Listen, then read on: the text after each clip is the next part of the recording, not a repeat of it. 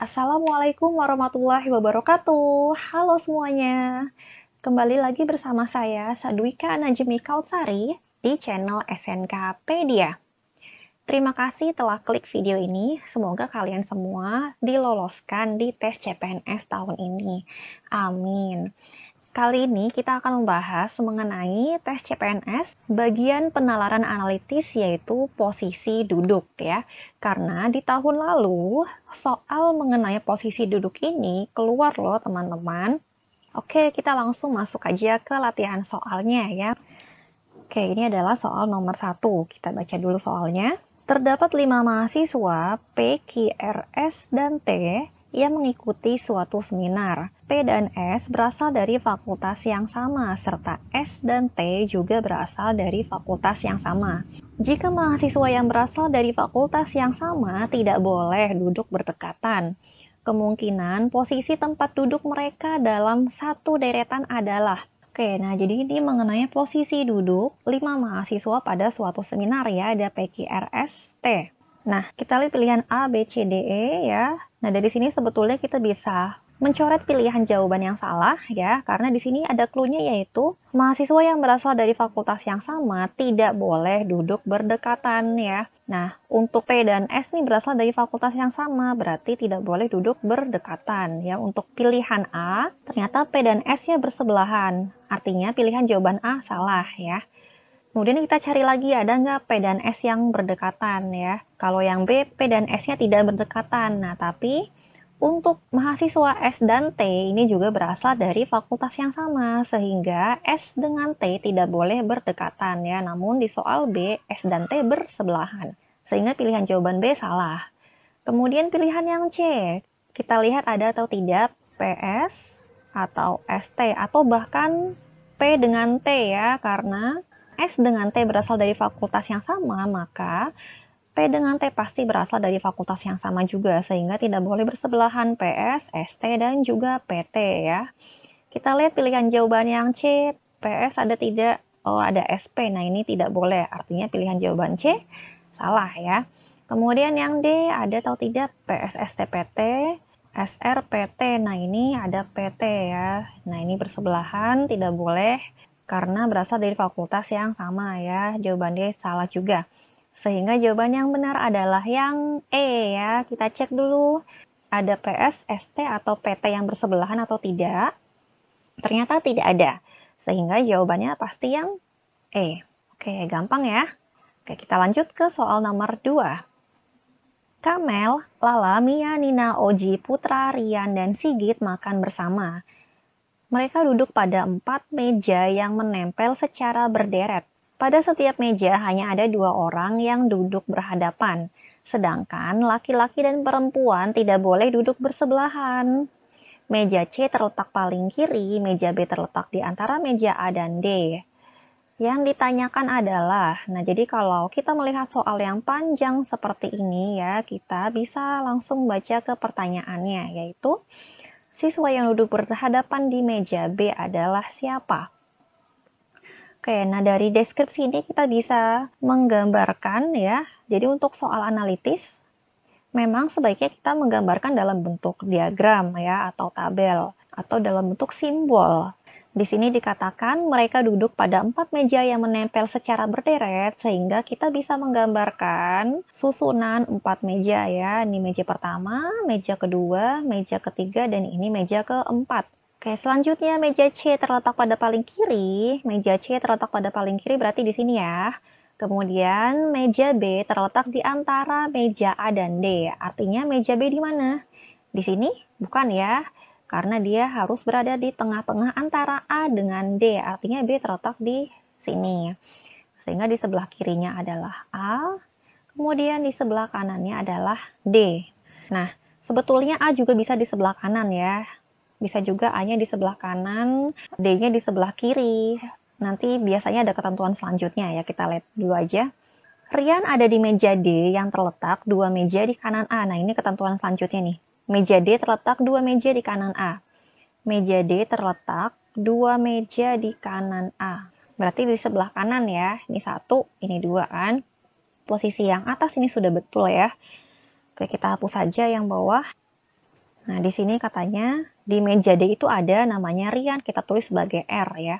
Kemudian Lala ada di meja C. Nah, Lala kira-kira ada di sisi yang sama dengan Rian atau di sisi yang berseberangan dengan Rian nih, di meja C-nya.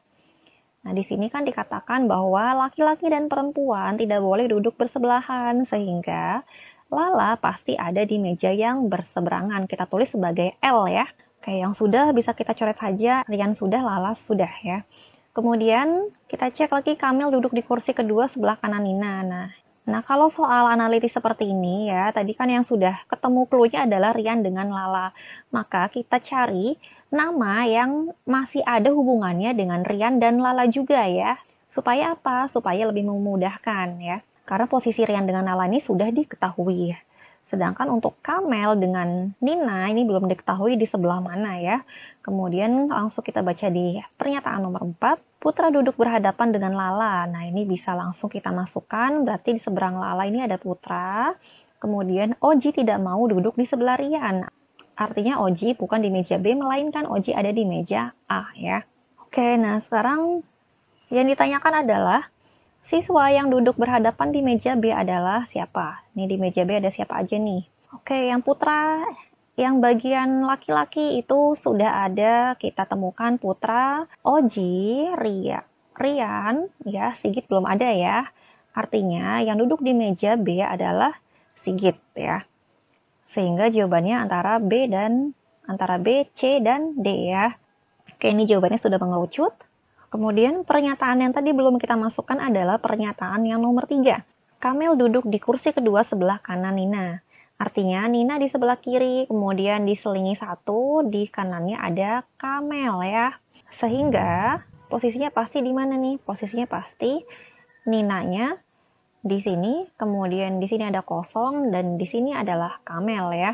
Nah, tinggal satu orang perempuan yang belum masuk namanya. Siapakah yang belum masuk namanya?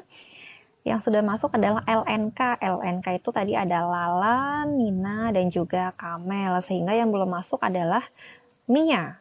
Jadi, yang duduk di meja B, di seberang Sigit adalah Mia. Sehingga jawabannya yang mana nih teman-teman? Ya, jawabannya adalah yang C ya. Sigit dan Mia. Oke, sampai sini ngerti?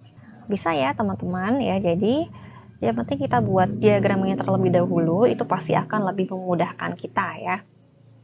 Oke, kita lanjut ke soal nomor 3.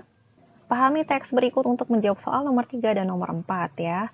Pada suatu acara reuni, 8 orang, Dina, Eli, Fatima, Irsyad, Karin, Lisa, Agi, dan Bowo, duduk mengelilingi suatu meja bundar. Oke, kita buat meja bundar di sini.